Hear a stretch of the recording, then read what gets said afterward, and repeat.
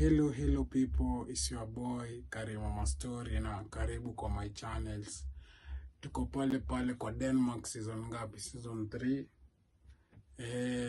Ukipiga recap, season 2 Jonte alipata kuna mzee anaishi hapo Denmark na alihurumia ule mzee, but alijua kuna kitu ule mzee anaficha, but hakuchukulia so serious.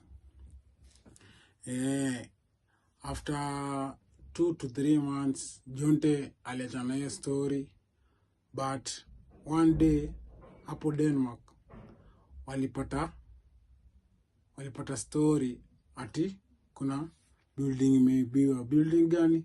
Ile ya Muhindi. Kama unakumbuka season 2 kulikuwa building ule Woche alikuwa anachunga, ile building ya Muhindi. So hiyo building ilibiwa do, jewelries, simu. Alafu at the end of the day ule Wochi alikuwa amestabiwa kwa mkono. But kitu ule Wochi alisema, waizi waliiba hapo kwa the Muhindi's building. Walienda wapi? Waliingia ndani ya Denmark. Juu footsteps zilionekana zikiingia ndani ya Denmark. But Jonte hakuamini kitu kama hiyo. Aliona huo chini kama ajaribu kuwekelea Denmark ndio nini? Ndio rada yake kwa safi. But Woche alikuwa very sure hao hizo waliingia wapi Denmark. Watu wa mtaa wakaanza kustuka, wakaanza kudhani ni zile ghost watu wanaishi kusema. Wengine wakasema kweli tuna majambazi wamerudi wapi mtaa yetu. Lakini sio hivyo. So Jonte ilibidi aanze kupiga usoro na uchunguzi zake pale ghetto. But hakuna anything aliget. Jiko nini? Juu alirudi kwa ile building, akapanda mpaka pale yule mzee anaishi, akauliza mzee, hapa kuna mzee mwingine mnaishi na yeye? Mzee akasema hapana, kuna mzee mwingine sisi tunaishi naye hapa. Mimi nishingia hapa wapi? Solo. Jonte akasema ni sawa tu, lakini ukiremember part 2 Jonte akitoka the building Denmark, kuna kitu alisikia but hakushow mtu yoyote. Alisikia footstep za msee mwingine kwa building but hakushow mtu. Alikuwa dhani ni yeye anadhani ni mawazo tu zake. Hakuwa so sure kitu alisikia, but alisikia there is someone inside Denmark. Wachana ule mzai. After Jonte kuuliza huo mzai mchana, mzai akalia, hapa hakuna msee mwingine anaishi, ni mimi tu naishi. So Jonte after kuuliza huo mzai, kweli hakuna msee mwingine anaishi na uko sure. Mzai akasema, mimi hapa hakuna msee mwingine nishaiona. Labda kuna mtu anaingia na sijui, lakini for sure sijasikia msee hapa. I am the only one inside the building and mimi naishi kwa building. Jonte akambelieve, lakini hakuwa na otherwise. Juu hata ule mzee design anaongea hataki kuface Jonte macho kwa macho. So Jonte akajua there's something fish. Lakini Jonte alisema ni sawa tu, kenye inafichwa lazima itafichulika. Juu yeye naye anajiaminingi, akianza kitu lazima amalize. So ilikuwa day moja Jonte ametulia mtaani, washabonga na maarifu hizo story za udingo. Jonte anauliza mafala gani wamejaribu kuingia tena mtaa kufanya nini? Kustua wasee wezi kana amani. Jonte hakuwa itaka wasee kwa mtaa wakae bila amani. Lakini sasa kila msee anasema inaweza kuwa tunadhani ni madingo, kumbe hata si madingo. Kumbe ni hizo vitu tunasikianga iko kwa Denmark building. Jonte akamwambia kama ni story ya ghost, hiyo weka kando, juu hakuna kitu kama hiyo. Juu mimi niko very sure these are the same people walishikwa, ama watu wengine wameanza shughuli. Mabesti yake kwambia, Jonte unajifanyanga sana, wewe ndio unajua. Wewe piga uchunguzi ukuje ufanye nini? Utuchapie. Jonte akasema, mnataka tu ushahidi? I will give you what you need. Jonte sasa akaanza plan zake.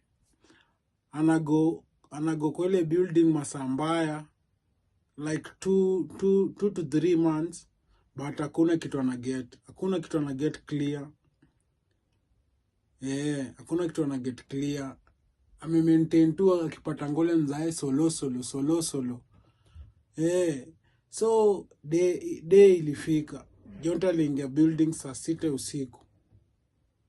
Then akaona watu wawili wameingia building, wakapanda mpaka kwa ile floor ule mzae alikuwa na stay. Floor gani? Ile pali ule mzae alikuwa na stay ndani. Wakaingia kwa hiyo nyumba yake. Wase wangapi? Wawili. Jonte akienda kutoka hivi akidhani wase wameisha, wengine wawili wakakuja na wamepiga bag bigi. Jonte tena akarudi kujisunda. Sasa akapanda. Sao madingo ni wangapi? Ni 4 plus mzai ni wangapi? Ni 5.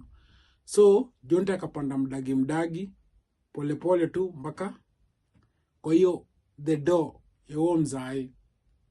So kupanda kwa hiyo door ya mzai, Jonte alikuwa anadai kusikiza jamaa wanabonga nini, na jamaa wamebeba nini, na jamaa wanadu nini.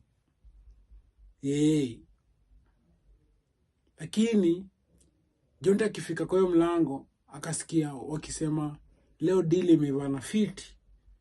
Mzee anasema itabidi mjipange juu kuna watu wanatuchunguza. Jonte akastuka akashindwa. Kwa hiyo tena mzae ni dingo ama mzae anafanya nini? Ama wanauza mwili za watu ama nini? Jonte kulikuwa unajua hiyo do si mpya, kuna kashimo tu. Jonte akachungulia ndani, confirm the things. Jamaa anatoka kwa bag. Jamaa kitu alikuwa anatoka kwa bag, guess ni nini bro? Jamaa kumbe ni madingo. Jamaa kumbe ni madingo jo. Kumbe mzae ndiye amekuwa master plan. Mzae ndiye anajua pale hizi vitu zikibiwa zitaenda kuuzwa. Hiyo ndio wera yake. Mzae ndiye anawapea the equipment, ndio anawapea location. Wanawaambia mteba leo, mteba base fulani. Kumbe ndiye ameishi kwa kazi huo mzae. Jonte akasikia the conversation between the thieves and huo mzae. Acha tuite tu wote wezi juu baka huo mzae ni mwizi. Yeye ndio master plan wa kila kitu. So Jonte akiwa kwa hiyo door akastep, hiyo door ikalia kidogo. So jamaa kakam. Unajua pia ni watu wamejipini. Moja kakoka. Huo ni nani? Jonte akasikia koki na amesikia step over, akaanza kutoka saa teke, akielekea wapi? Akielekea hivyo chini. Akitaka kutoka the building. So after Jonte kugundua everything, ametoka kwa building. Kuna huo one thief alikuwa na pistol anamfuata mbio. But hakuweza kumanage na hakuweza kujua ni nani. But walijua kuna mtu anawachunguza na kuna mtu amefind out something. So Jonte hiyo day akeweza enda police station ama kwa stage, but alipigia muri wake. Akamwambia man usikii kwa ile building buda kuna madingo na ule mzae ndio master plan wa kila kitu. Muri wake akamwambia haina noma. Mimi najua hizi ni zile vako zako za kujichocha wewe ndio unajua mambo ya area. Hebu tutakuja tupige usoro nawe tujue.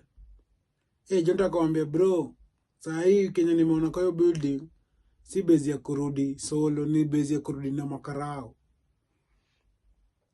So juu zile assets zilikuwa mingi, zile vitu zilikuwa zimeibiwa. So hizo vitu zikitoka kwa building, zikitoka kwa Denmark building that day. So Jonte alijua that the perfect day ya kushika wale majamaa ama kushika huo mzae. Ndio anaweza kosa the thieves, but ule mzae atokangi wapi? Kwa building, akitafuta wajaste na akitafuta nini? Akitafuta ma location atatumao madingo wapiganishe. Jonte asubuhi moja juu imewaka safi, wale mahali birds wameamuka. Jonte akachukua makarao watatu plus yeye plus boys wawili mamoria wake, wakaingia the Denmark building jo. Usikii kitu ya ajabu, hakuna any thief alikuwa ametoka ndani hiyo Denmark. Kulikuwa sole mmoja amekula kidhugu. Akaambia mamoria ni kubaya. Makarao ndo wanakam. Wapi jo? Wakijaribu kuepa, karao ngara nao. Mori wa Jonte na Jonte ngara na mwingine. Kidogo under arrest kila mtu hapo plus Mzae. Mzae akaanza kujitetea, I'm not part of them, alikuwa analazimisha kufanya vitu. Lakini Jonte akamwambia I had the conversation, na kitu watu wengi wako wanajua Jonte alikuwa na record the conversation. Jio place ilikuwa imenyamaza, so kirecord juu imenyamaza sana, so hata mkiongeaje kidogo, hata ilikuwa imenyamaza, hata mkiongeaje polepole lazima tu hiyo sauti itatoka. So Jonte alikuwa amerecord all the conversation kwa tenje yake. So akamwambia Mzae, don't fool us jo, hii ni sauti ya nani? Akamwambia nilikuwa nimelazimisha kuambia kuna wacha kutupima. So Mzae alibambwa, akabambao madingo, na hao madingo walikuwa na sell mavitu, walikuwa wanauza asset wa miba kwa mashop, na plus walikuwa wanatumia nini? Human trafficking. So walipata hapo makarao walipata maviungo za watu, wakapata makarao walikuwa madingo walikuwa wamekidnap wase. Bado kuna room ilipatikana na three children, watoi watatu wa kidem, watoi kama 5 hivi wa kiboy. Na hiyo Jonte alidiscover that day. Sasa wakaenda na makarao. So Denmark ilitumika vibaya sana, na wakaiweka ni kama story ya ghost. Hii lesson inatufunza bro, usiwahi ignore vitu zinaendelea kwa mtaani, na vitu zinaweza kuwa vitu nadhania zinaendelea kwa mtaani sio hizo. Jonte alisaidia sana mtaa yake, mtaa ikakaa na peaceful, watu wakacha kulost, mali zikacha kuibiwa, na wale madingo walibambwa wote plus Mzae. So Mzae alikuwa niye master plan wa kila kitu. Amekuwa true sana. Denmark kama imekubamba, like, subscribe and share. Na bado kama unadai merchandise, we email ama nipigie, namba yangu iko hapa chini kwa video. Merchandise ziko mingi, ukidai wood, ukidai t-shirt ziko.